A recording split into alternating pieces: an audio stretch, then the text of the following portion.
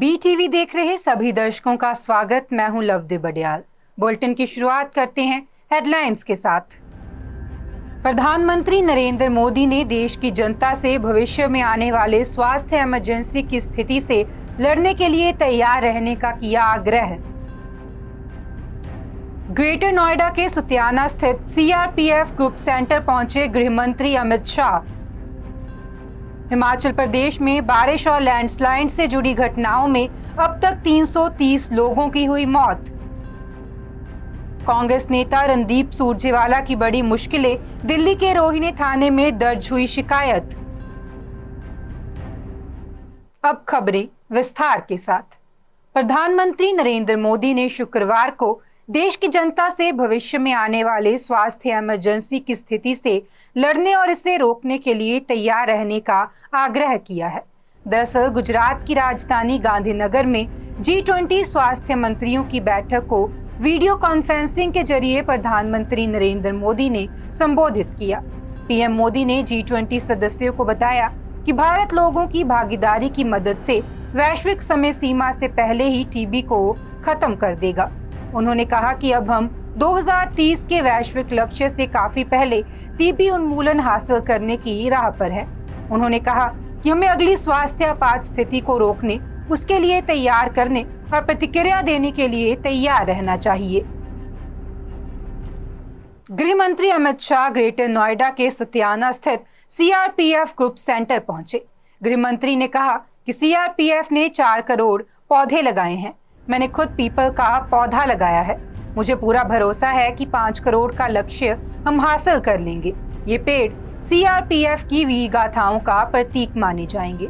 आज परमवीर चक्र विजेता शहीद लेफ्टिनेंट कर्नल AB तारापुर का जन्मदिन है। उन्होंने देश के लिए सर्वोच्च बलिदान दिया। भारत की सरकार ने अंडमान निकोबार के एक द्वीप को नाम AB तारापुर रखकर उन्हें जीवित रखने का काम किया है। उन्होंने कहा कि कोरोना की महामारी और आपदा में अपनी जान की परवाह किए बिना CRPF देश के लिए हमेशा खड़ी रहती है। गांव में मेडिकल के लिए भी CRPF काम कर रही है। अब CRPF पर्यावरण के लिए भी 5 करोड़ पौधे लगाकर बड़ा काम कर रही है। रक्षा से जुड़ी किसी इमरजेंसी का ये सबसे बड़ा काम माना जाएगा। बता दें कि इस मौके पर उन्होंने CRPF कैंप की परियोजनाओं का लोकार्पण किया, जिसमें यहाँ बने 8 भवन भी शामिल हैं। हिमाचल प्रदेश में पिछले 1 हफ्ते से भारी बारिश जारी है। इस मॉनसून सीजन 55 दिनों में 113 बार लैंडस्लाइड हुई। बारिश और लैंडस्लाइड से जुड़ी घटनाओं में अब तक 330 लोगों की मौत हो चुकी है। इस बीच शुक्रवार को राज्य सरकार ने स्टेट डिजास्टर घोषित करने का निर्णय लिया। मुख्यमंत्री सुखविंदर सिंह सुक्खू ने कहा कि कुछ देर में इसकी नोटिफिकेशन जारी कर दी जाएगी। स्टेट डिजास्टर घोषित होने के बाद प्रदेश में राहत एवं बचाव कार्यों में तेजी आ सकेगी। बता दें कि सरकार ज्यादा फोकस के साथ तबाह हुई इंफ्रास्ट्रक्चर को दोबारा बनाने की दिशा में काम करेगी। इसके लिए सरकार को अतिरिक्त फंड का भी प्रावधान करना होगा। वहीं छत्तीसगढ़ सरकार ने हिमाचल के लिए 11 करोड़ रुपए सहायता राशि देने का ऐलान किया है। राज्य आपदा अधिकारियों के मुताबिक हिमाचल में इस सीजन बारिश के चलते 10,000 करोड़ रुपए का नुकसान हुआ है। कांग्रेस नेता रणदीप सुरजेवाला की मुश्किलें खत्म होने का नाम नहीं ले रही। रणदीप सुरजेवाला द्वारा दिए गए बयान को लेकर दिल्ली के रोहिणी थाने में शिकायत दर्ज की गई है। गौरतलब है कि रणदीप सुरजेवाला ने बीजेपी को वोट देने वालों को राक्षस कहा था। सुरजेवाला के इस बयान के बाद कई बीजेपी नेताओं ने उनकी आलोचना की थी। बता दें कि कांग्रेस नेता सुरजेवाला के खिलाफ इंदौर जिला न्यायालय में परिवार भी दायर किया जा चुका है। परिवार में रणदीप सुरजेवाला के खिलाफ धारा 290, 504, 505, 506, 153A के तहत प्रकरण दर्ज करने की मांग की गई है। चारा घोटाला केस में आरजेडी सुप्रीमो लालू प्रसाद यादव की जमानत रद्द करने के लिए CBI ने सुप्रीम कोर्ट में याचिका लगाई है। बता दें कि झारखंड हाई कोर्ट के जमानत के आदेश पर लगाए इस याचिका पर सुप्रीम कोर्ट में 25 अगस्त को सुनवाई होगी। CBI ने कहा कि जमानत आदेश का आधार गलत है। लालू यादव ने अपेक्षित समय जेल में नहीं बिताया है। CBI ने सुप्रीम कोर्ट से कहा है कि जमानत की अर्जी मंजूर करते हुए झारखंड हाई कोर्ट ने कहा था कि लालू यादव पहले ही सजा का आधा हिस्सा काट चुके हैं। अब देखना ये होगा कि सुप्रीम कोर्ट इस मामले में क्या फैसला लेती है। राजस्थान में विधानसभा के चुनाव आने वाले हैं। बीजेपी के केंद्रीय नेतृत्व के लिए राजस्थान कितना अहम है, इसका अंदाजा इस बात से लगाया जा सकता है कि अब बीजेपी सीट टू सीट और मैन टू मैन मार्किंग करने जा रही है। बता दें कि इसकी जिम्मेदारी बीजेपी शासित 5 राज्यों के विधायकों को सौंपी गई है। प्रदेश की 200 विधानसभा सीटों की जिम्मेदारी अन्य राज्यों के बीजेपी विधायकों को दी गई है। एक विधायक को 1 सीट की जिम्मेदारी मिली है। इस सीट पर ये विधायक 7 दिन का कैंप करेंगे और फिर 7 दिन में तैयार फीडबैक केंद्रीय नेतृत्व को सौंपेंगे। माना जा रहा है कि इन विधायकों की रिपोर्ट विधानसभा चुनावों में टिकट देने और टिकट काटने का आधार बन सकती है। जालंधर के प्रसिद्ध माता चिंतपूर्णी मंदिर कमेटी ने धर्मस्थल पर आने वाले लोगों के लिए ड्रेस कोड जारी कर दिया है। कमेटी ने फैसला लिया है कि छोटे कपड़े, कटी फटी जीन्स, कैप्री, स्कर्ट समेत वेस्टर्न ड्रेस पहनकर आने वालों को मंदिर में एंट्री नहीं दी जाएगी। इससे पहले पटियाला के काली माता मंदिर और जालंधर के ही प्रसिद्ध शक्तिपीठ श्री देवी तालाब मंदिर प्रबंधन ने भी ड्रेस कोड लागू किया था। मंदिर प्रबंधक कमेटी के महासचिव एडवोकेट अनिल पाठक ने बताया कि भक्तों को अब मंदिर में केवल मर्यादित कपड़े पहनकर ही आना होगा। मंदिर की मर्यादा बनाए रखने तथा आने वाले लोगों का इन कपड़ों से ध्यान विचलित ना हो, इसलिए इन सभी पर प्रतिबंध लगाया गया है। गौरतलब है कि पिछले दिनों पंजाब के प्रसिद्ध श्री काली माता मंदिर में भी ड्रेस कोड लागू किया गया था।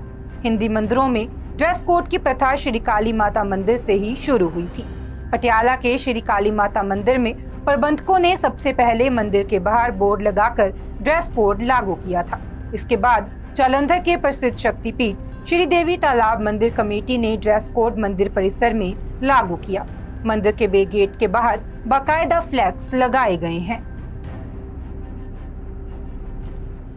देश में हेट स्पीच और हेट क्राइम के बढ़ते मामलों पर शुक्रवार को सुप्रीम कोर्ट में सुनवाई हुई।